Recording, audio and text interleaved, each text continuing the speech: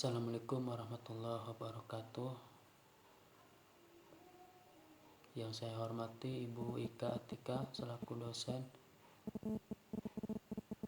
Metodologi Penelitian Hukum atau MPH. Perkenalkan, nama saya Ahda Aditya, NIM 1611204142 dari Hukum Tata Negara Fakultas Syariah. Di sini saya akan mempresentasikan hasil proposal saya yang berjudul Kekuasaan Kehakiman Indonesia Perspektif Hukum Islam. Baik, kenapa saya mengambil judul tersebut? Karena yang pertama adalah Indonesia merupakan suatu negara hukum. Sebagai konsekuensi suatu negara hukum, maka Indonesia harus menghormati dan menjunjung tinggi prinsip-prinsip negara hukum. Salah satunya adalah prinsip peradilan yang bebas dan tidak memihak. Kekuasaan kehakiman merupakan yang merdeka untuk menyelenggarakan peradilan guna menegakkan hukum dan keadilan. Oleh karena itu, prinsip lain yang digunakan oleh Negara Kesatuan Republik Indonesia dalam menjalankan pemerintahannya adalah adanya jaminan penyelenggaraan kekuasaan kehakiman yang merdeka, bebas dari kekuasaan lainnya untuk menyelenggarakan peradilan guna menegakkan hukum dan keadilan. Dalam hal kekuasaan kehakiman, dengan adanya perombakan dan perubahan sistem peradilan, amandemen UUD 1945 menunjukkan semangat kemandirian kekuasaan kehakiman, khususnya pasal 24 ayat 1 yang berbunyi, kekuasaan kehakiman merupakan kekuasaan yang merdeka untuk menyelenggarakan peradilan guna menegakkan hukum dan keadilan. Artinya, hukum merupakan partner, bukan hubungan sebab akibat seperti yang disebutkan oleh aliran positivis. Demikian pula dengan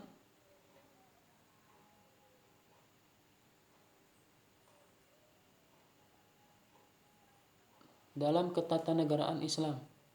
Kekuasaan kehakiman merupakan kekuasaan yang merdeka, artinya pihak-pihak yang bukan merupakan ahli dalam bidang hukum atau pihak yang ingin turut ikut campur dalam peradilan. Hal ini dimaksud untuk menghindari terjadinya kerugian yang akan ditanggung oleh pihak-pihak yang sedang berperkara. Sedangkan di Indonesia, urusan-urusan tersebut ditangani oleh lembaga tersendiri di luar lembaga peradilan. Bagaimanakah lembaga-lembaga peradilan tersebut menjalankan fungsinya dan mendistribusikan wewenangnya di antara sesama lembaga peradilan, serta bagaimana perbedaan kedua sistem kekuasaan kehakiman, padahal keduanya mempunyai tujuan yang sama, yaitu menegakkan hukum dan keadilan.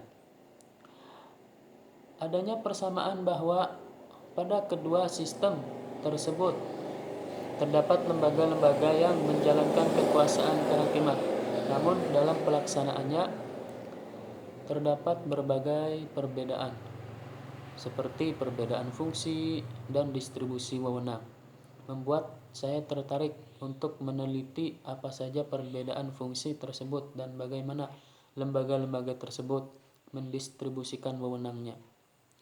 Padahal seharusnya lembaga pelaksana kekuasaan kehakiman hanya berwenang menangani masalah peradilan. Kemudian yang selanjutnya yaitu rumusan masalah. Skripsi ini membahas tentang sistem kekuasaan kehakiman dalam hukum tata negara Indonesia dalam perspektif hukum Islam. Secara rinci, rumusan masalah yang menjadi fokus kajian dari skripsi ini adalah sebagai berikut. 1. Bagaimana fungsi dan wewenang kehakiman Indonesia dalam hukum tata negara Indonesia maupun hukum tata negara Islam. Yang kedua adakah persamaan dan perbedaan fungsi dan wewenang kekuasaan kehakiman Indonesia dan kekuasaan kehakiman Islam. Kemudian apa saja yang timbul di masyarakat? Menurut suatu aliran kesejahteraan, hukum merupakan sesuatu yang tumbuh dan berkembang di masyarakat seiring dan sejalan dengan perkembangan pergaulan atau interaksi masyarakat. Namun tidak dapat dipungkiri bahwa di masyarakat pun hukum lahir karena adanya kekuasaan dari perbuatan penguasa dan sebagai salah satu produk kekuasaan. Jadi hukum bukan hanya suatu bentuk kegiatan kekuasaan ataupun fungsi kekuasaan. Kemudian yang selanjutnya adalah skripsi terdahulu. Saya mengambil skripsi dua orang sebagai pembanding. Yang satu dengan judul Eksistensi Kekuasaan Kehakiman di Indonesia, penulis Prandi Arif Kusrianto tahun 2015. Skripsi ini membahas tentang sistem demokrasi di Indonesia dan kekuasaan kehakiman di Indonesia. Tinjauan umum tentang kekuasaan kehakiman, yaitu pengertian kekuasaan kehakiman menurut UUD 1945 berdasarkan Undang-Undang Nomor 48 Tahun 2009. Kemudian yang kedua dengan judul Studi Komparatif Kekuasaan Kehakiman dalam Perspektif Hukum Tata Negara dan Hukum Tata Negara Islam, penulis Rusdi tahun 2018. Skripsi ini menjelaskan tentang kekuasaan kehakiman Indonesia dalam pandangan hukum tata negara Islam. Kemudian yang selanjutnya yaitu metode penelitian. Pada skripsi ini saya menggunakan penelitian kualitatif. Menurut Bogdan dan Taylor mendefinisikan bahwa penelitian kualitatif adalah sebagai penelitian yang menghasilkan data deskriptif berupa kata-kata tertulis atau lisan dari orang-orang yang diamati, atau bersifat deskriptif komparatif, yaitu dengan cara memberikan gambaran tentang sistem kekuasaan kehakiman yang dijalankan di Indonesia berdasarkan hukum tata negara Indonesia dan di negara-negara yang menganut hukum tata negara Islam, kemudian mengkomparasikan keduanya dengan wilayah hukum tata negara. Kurang lebihnya itu saja yang dapat saya sampaikan.